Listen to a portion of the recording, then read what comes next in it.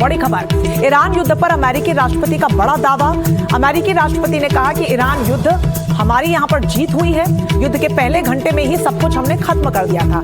लेकिन सवाल यह है कि जब सब कुछ खत्म हो चुका था तो युद्ध अब तक क्यों चल रहा है। लेकिन अमेरिकी राष्ट्रपति बार बार अपनी जीत का दम भर रहे हैं। एक बार फिर से उन्होंने ये बड़ा दावा करते हुए कहा कि ईरान युद्ध में हमारी जीत हुई है। हमने उनकी नौसेना वायुसेना को ध्वस्त कर दिया है, महत्वपूर्ण इलाके तबाह कर दिए हैं, उनकी साइट्स पर बड़े हमले किए हैं और यहाँ तक कि पूरी टॉप लीडरशिप का हमने खात्मा कर दिया है। सुप्रीम लीडर को हमने मिट्टी में मिला दिया है और अब इस युद्ध में हमारी जीत हुई है। और वो ये भी कह रहे हैं कि पहले ही दिन हम जीत गए थे, लेकिन आज 13वें दिन तक युद्ध जारी है। तो सवाल तो कई खड़े होंगे कि आखिरकार अमेरिका चाहता क्या है। अगर वाकई में वो ये सब कुछ चाहता था और जो कुछ हो भी चुका है, ये अमेरिकी राष्ट्रपति इस चीज का दावा कर रहे हैं, तो आज तक युद्ध क्यों चल रहा है।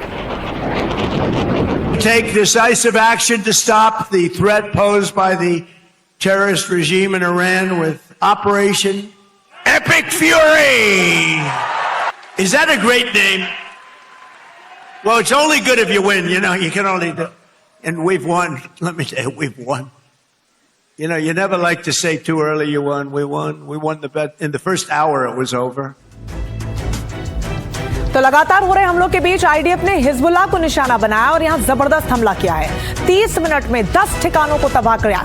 आईडीएफ के हमले में दर्जनों लॉन्च पैड पूरी तरीके से तबाह हो चुके हैं। तो आईडीएफ की तरफ से लगातार हमले जारी हैं। आधे घंटे तक 30 मिनट तक ये हमला हुआ।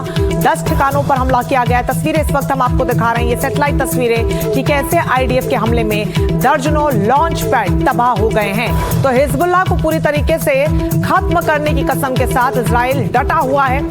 अलग अलग क्षेत्रों में लगातार हमले हो रहे हैं। लेबनान के किसी भी कोने को छोड़ने को इजराइल तैयार नहीं है कि यहां तक कि विस्थापित फिलिस्तीनियों के शिविर, उनके टेंट पर भी हमला बोला गया। और इन सब के बीच ये एक और बड़ा हमला, जिसमें दावा यह है कि लगभग 30 मिनट तक ये हमले होते रहे।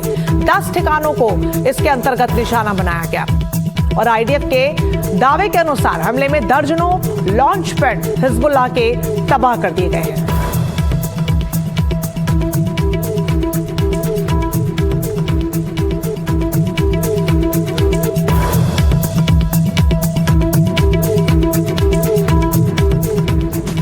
तो हिजबुल्लाह जब इस जंग में कूदा था तब हिजबुल्लाह को इस बात का अंदाजा नहीं था कि इतना बड़ा नुकसान उसको भी झेलना पड़ेगा, क्योंकि इजराइल निगाहें गढ़ा कर बैठा था कि कब हिजबुल्लाह की एंट्री हो और कब हम इस पर पलटवार करें। बड़ा अपडेट आपको दे दें, हॉर्मुज में तेल टैंकरों पर हमले का मामला, इराक ने हमले के लिए ईरान को जिम्मेदार ठहराया है। ईरान की नावों ने टैंकरों पर हमले किए, इराक का कहना है। इराकी जल क्षेत्र में तेल टैंकर्स पर हुए हमलों के पीछे ईरानी विस्फोटक से भरी नौकाओं का हाथ था और इन हमलों के कारण दोनों जहाजों में आग लग गई थी। तस्वीरें भी आपको दिखा रहे हैं कि कैसे स्ट्रेट ऑफ हॉर्मुज में तेल के जहाजों को निशाना बनाया जा रहा है। तेल टैंकर्स पर हमले हो रहे हैं। टैंकरों पर हमले के लिए अब इराक ने ईरान को जिम्मेदार बताया है।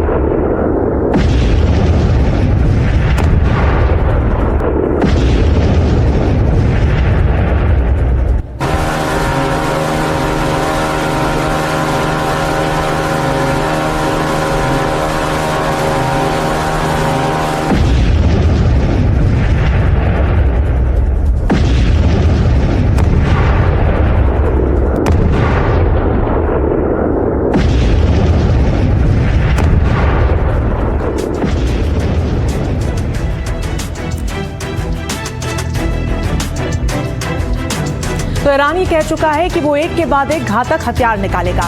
वो कहता रहा है कि शुरुआत में तो उसने पुराने हथियारों का इस्तेमाल किया, लेकिन हर बीतते दिन के साथ ज्यादा शक्तिशाली मिसाइलों और हथियारों से वो हमला करेगा। और इसी में से एक है क्लस्टर बम। ईरान ने खुद इसका वीडियो भी जारी किया है।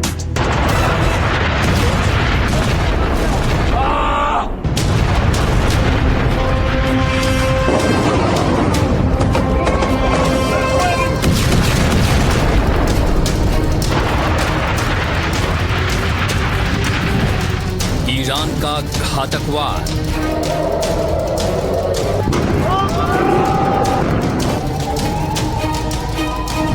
क्लस्टर बमों से हमला।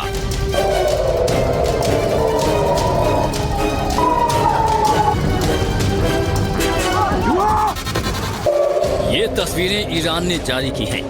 ईरान ने मंगलवार रात घोषणा की कि अमेरिका और इजरायली हमलों के जवाब में उसने दक्षिणी तेल अवीव में हेला उपग्रह संचार केंद्र और बीर याकूब, पश्चिम यरूशलेम और हाइफा में सैन्य केंद्रों पर हमले किए और इन हमलों में क्लस्टर वॉरहेड मिसाइलों का इस्तेमाल किया है। ईरान ने एक तरह से ऐलान कर दिया है कि वो अब क्लस्टर बमों से हमले करेगा, जिससे इजरायल और अमेरिका को और नुकसान पहुंचे। क्लस्टर बम इसलिए बेहद खतरनाक होते हैं क्योंकि एक हथियार के अंदर ये कई हथियार होते हैं। ये एक कंटेनर या मिसाइल से जाते हैं, फिर टारगेट के ऊपर आसमान में फटते हैं और दर्जनों छोटे छोटे हथियार या बम नीचे गिरकर तबाही मचा देते हैं।